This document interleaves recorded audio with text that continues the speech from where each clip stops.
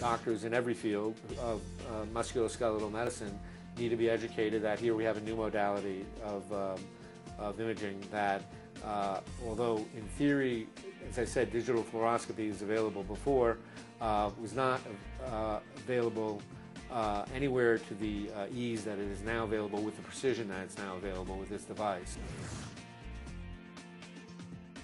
The video fluoroscopy I've seen from X-ray departments, the best X-ray departments, simply does not give the kind of picture that I saw, and I was really astonished by seeing these first DMX pictures, and it was very useful because what it did was it showed the problem, and the problem was in motion.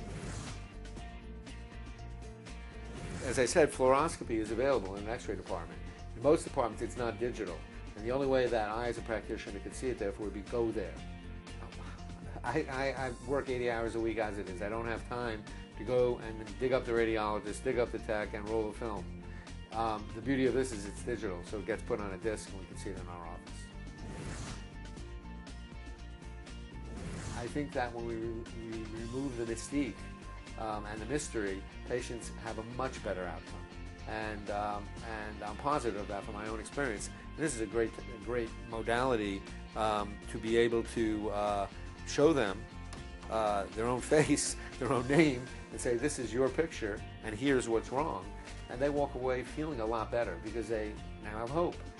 If you just say, you need a major spine operation, and these are the risks, it could kill you, you could become paralyzed, they walk away terrified. That terror is certainly somatized into tension and headache and muscular tension and cardiovascular effects, and you name it. And patients, I think, don't have as good an outcome if they're not educated.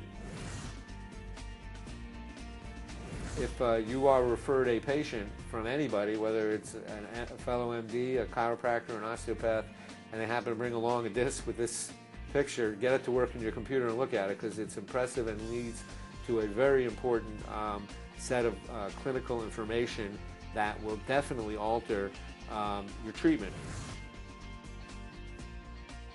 It brings out a whole new spectrum of understanding of injuries that would normally be blown off to your, ma'am, you're nuts, ma'am, you have chronic pain, ma'am, you have chronic headaches, ma'am, you need to be in chronic pain management, including high-dose narcotics for the rest of your life, ma'am, you file for disability.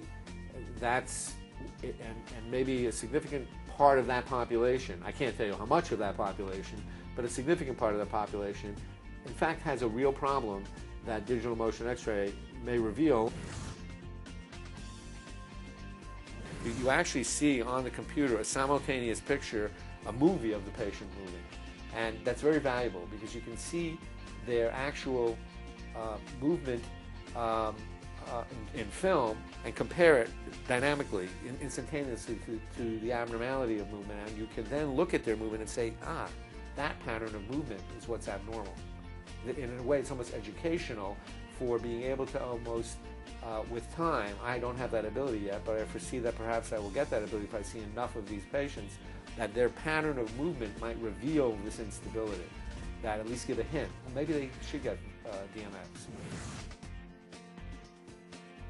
I think now that this modality is available, it's ridiculous that they not at least undergo the modality and determine if, in fact, there is a problem that we could address non-surgically or surgically, but at least identify the problem.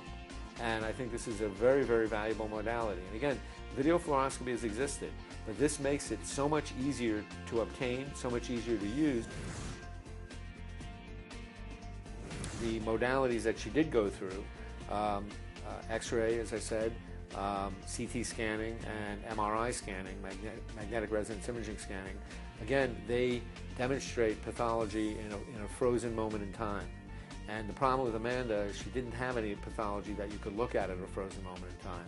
You have to see her spine moving to see that it was moving abnormally. This shows that the articular process of C1 has slipped off of C2. And that's the source of her problem. Frankly, if it slips, fortunately not in her case, but in another patient who, if it slips far enough, one can get profound spinal cord injury, and even if we see the injury, we'd never know why without this type of picture. you saw this picture, what was your reaction?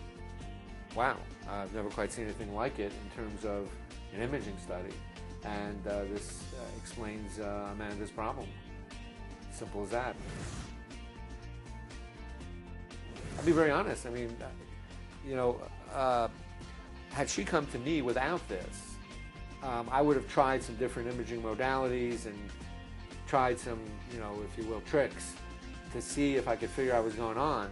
I probably wouldn't have been able to figure out what was going on. I probably would have said, I can't help you. I don't know what's wrong with you. But with this, you could see it almost instantaneously. It's clear as day. So had she gone into another car accident, or had she said, I'm not going to live like this anymore, I'm going to start, I don't care what the pain is, I'm going to start working out. And she starts running and trips, it's quite possible she might have died or gotten severely paralyzed.